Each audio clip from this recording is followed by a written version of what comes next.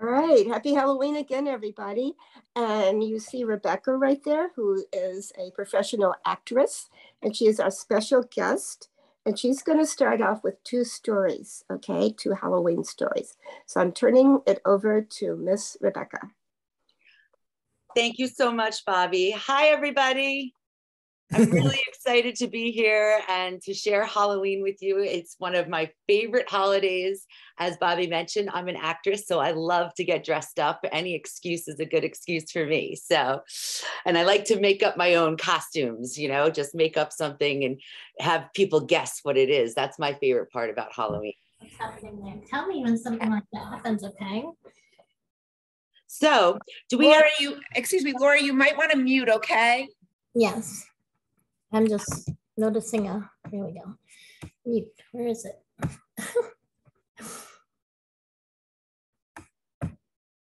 Cool. Do we have a preference with which story we would like to start with? No? My choice, huh? All right, well, I'm gonna start. I'm just gonna pick by the size of the book, physical size. I'm gonna start with The Rabbi and 29 Witches. Oh, sorry, I have blur on. Let's put it in front of me. There we go. Now, I haven't had the pleasure of joining you in the past. Do you like to show the pictures, or do we, if there are any? Perfect. I just wanted to confirm. It occurred to me that I didn't ask you that. My apologies. Okay. The Rabbi and the 29 Witches by Marilyn Hirsch. Once there was a little village where little people were neither rich nor poor, good nor bad, wise nor foolish, except for one man who was very wise, the rabbi. In this little village, children went to school, cows gave milk, and grown-ups worked. Here we go. This is the village. Oh, you know, here we go. Let me see. Let me stand up. I think, oh yeah, there we go. That's going to be better. I'll have a little more room to get animated. Can we all see the picture of the village? Mm-hmm. Cool. It was a very normal village, except that under a nearby hill, in a deep, dark cave, there lived 29 of the meanest, scariest, ugliest, wickedest witches that ever were. Look at them. Look there. Here we are in the cave.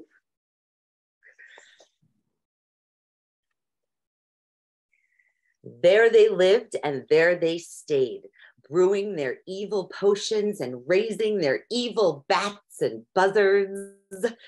They practiced zooming around on broomsticks and screeching their hideous screeches.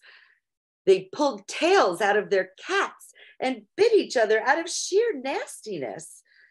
They turned flowers into poison mushrooms and planted them all around the cave. It's just mayhem there. But once a month, when the moon was full, the witches came out of their cave.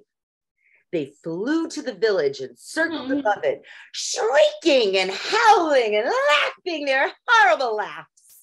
The cats yelled. The cows gave sour milk. The babies cried, and everyone else had terrible witchy nightmares. But if it was raining on the night of a full moon, the 29 witches did not come out at all. Pretty the moon. Now, whenever the moon was full and it was not raining, everyone came home early. They locked their doors and they bolted their shutters. Some hid under the bed. Others put pillows over their heads to drown out the creepy screeches. People got born, grew up, and died without ever seeing the full moon. Finally, one grandmother said, "I want to see the full moon before I die. Is that too much to ask?" "Well," said her friend, "considering the witches, it is quite a bit. We will go to the rabbi and he will know what to do. After all, he is the rabbi." So they did. Is everybody hiding? We got the rabbi. The rabbi thought and thought about the problem. And one day before the next full moon, he reasoned, if there is no full moon, there are no witches. So there are no witches, there is no problem. But if there is a full moon, there are witches, and that is a problem. But if it rains on the night of a full moon, there are no witches, then there is no problem. Aha, that's it. I have a splendid idea, he cried. And I can try it out tomorrow night if the rain is still falling. The rabbi quickly called the grandmother to his side. Have 29 of the bravest men in the village come to me tomorrow night. Each one should bring a long white robe and a clay pot with a tight cover.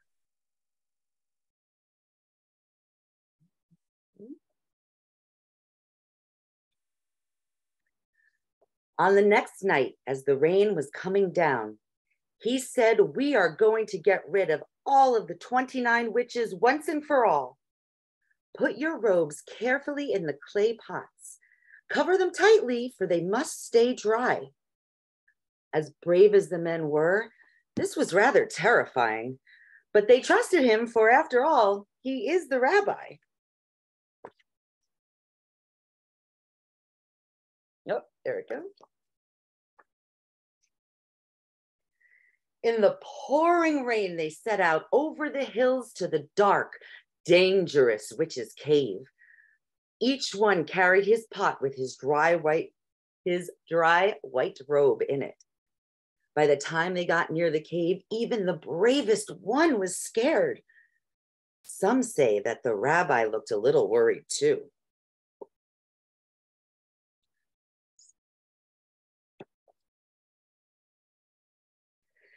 They hid under a ledge near the cave, and the rabbi whispered, I will go in first because, after all, I am the rabbi.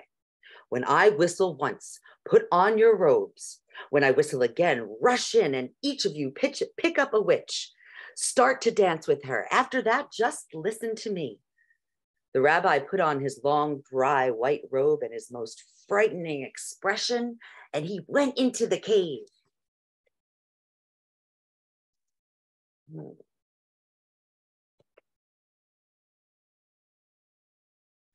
Witches, witches, I'm coming in, he cried. Who are you? They screeched. I'm one of you, he cried. He looked so scary that they said, you do look like a witch, but how did you stay dry? I walked between the raindrops, he said. Oh, what a trick, they cackled. Oh, do come in. Oh, sorry.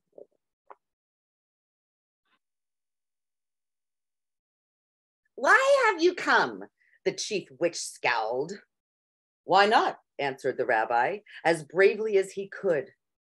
You show me some magic, and then I will show you some magic, and we will all learn something together. Why not? Said the witches. So the rabbi dared them to prepare him a wonderful feast. One witch waved her wand and bread appeared. Another brought wine out of the air, and another brought fruit. Soon there was a great table filled with plates and goblets, roasts and stews and cakes and cookies, soups and puddings, on every other good thing out there that there is to eat.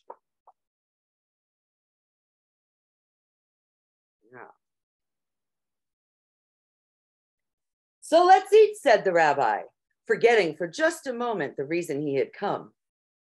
Not so fast, said the chief witch. Now show us some of your tricks. Ah, yes, said the rabbi. Slowly, for my first trick, I will produce 29 handsome young men to dance with you at the banquet. That is quite a trick, cackled the witch. No one has asked me to dance for 400 years. The rabbi whistled once and waited a minute. He whistled again, and in rushed the brave men. Each grabbed a witch and started to swirl her around. Cool. And now for my greatest trick of all, said the rabbi. I'll teach you to dance between the raindrops. Everyone outside. The men picked up the witches and carried them off into the rain. Ah! Tricked us, shrieked the witches in hissing, horrible, shrieking shrieks.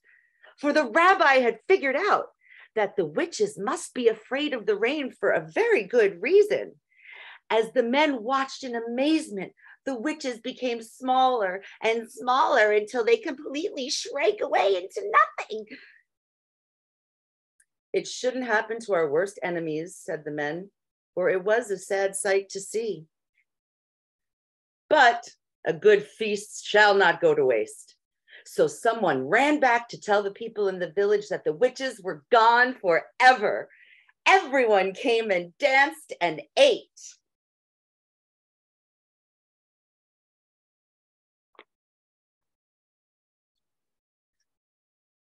And on the night when the moon was full, all the people in the village, from the oldest grandmother to the youngest baby, came out to look. The cool, soft light turned the rooftops to silver.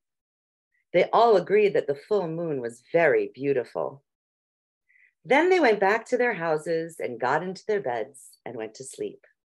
And nobody had any nightmares. The end.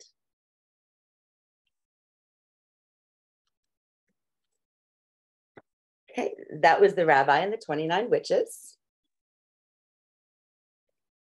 Okay. Our next book, I'm just going to launch right into it, right? Cool. Our next book is called Big Pumpkin. That's a big pumpkin. All right, let's check it out.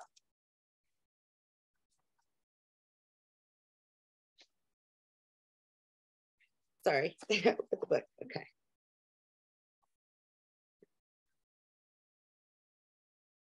Once there was a witch who wanted to make pumpkin pie. So she planted a pumpkin seed.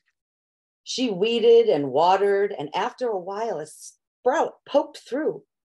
And then a pumpkin grew, and it grew, and it grew, and then it grew some more.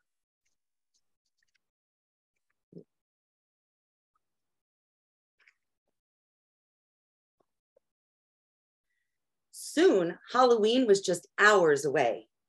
The witch thought about pumpkin pie and bent down to take her pumpkin off the vine. There we go.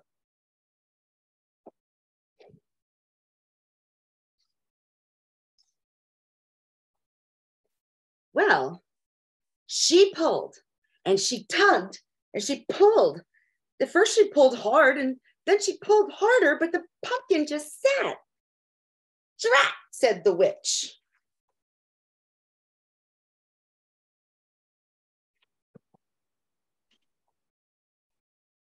Just then, along came a ghost. Big pumpkin, says the ghost.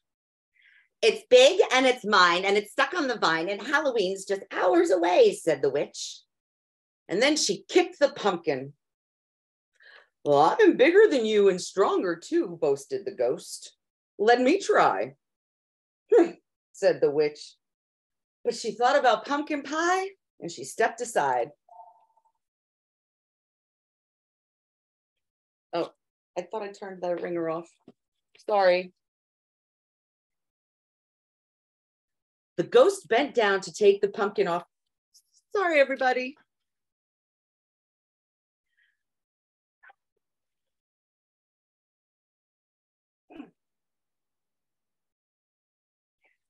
So sorry about that. Now, where were we? The pumpkin just came into the story, right?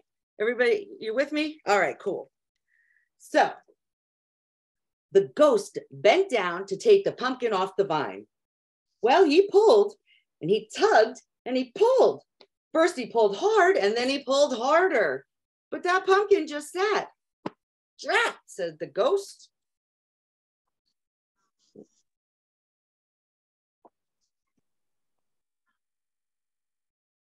Just then along came a vampire. Big pumpkin, says the vampire. It's big and it's mine and it's stuck on the vine and Halloween's just hours away, said the witch. And she kicked that pumpkin. I am bigger than both of you and stronger too, boasted the vampire. Let the me try. Humph, said the witch. Humph, said the ghost.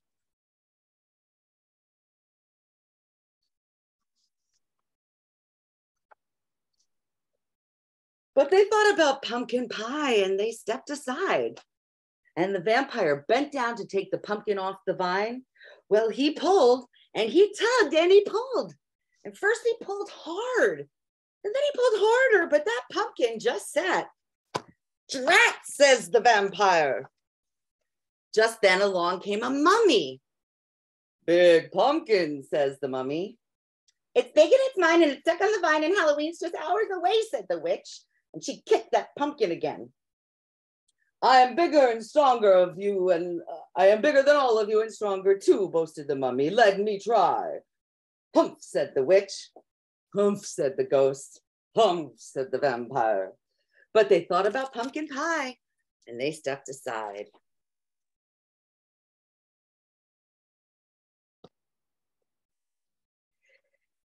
The mummy bent down to take that pumpkin off the vine. Well, she pulled and she tugged and she pulled. At first she pulled hard and then she pulled harder, but that pumpkin just sat. Drat, said the mummy.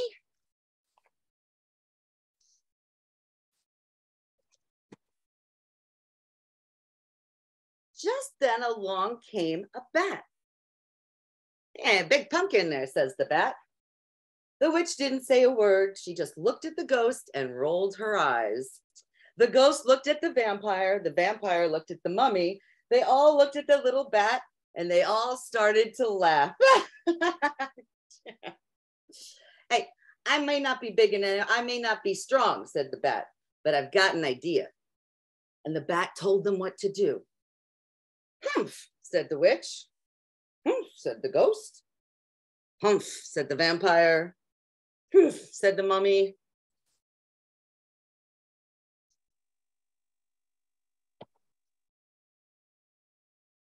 Ready, set, pull, called the bat. The bat pulled the mummy pulled the vampire pulled the ghost pulled the witch, and the witch pulled the pumpkin. Well, they pulled and they tugged and they pulled.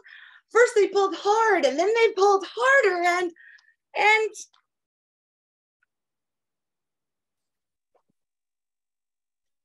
snap, off came the pumpkin. Drat, said the witch. Whoosh! And it flew. And it flew. Thud. It landed on the top of a hill and thumpity bumpity, thumpity bumpity, thumpity bumpity, thumpity bumpity, thumpity bumpity. It bounced all the way down to the witch's house. And when it got to her door, that pumpkin just sat. Hooray for the bat, says the witch. And she'd hurried inside to make pumpkin pie.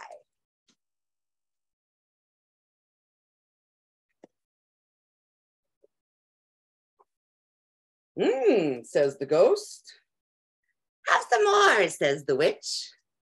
Couldn't eat another bite, says the vampire. Fun party, says the mummy. Time to go, says the bat.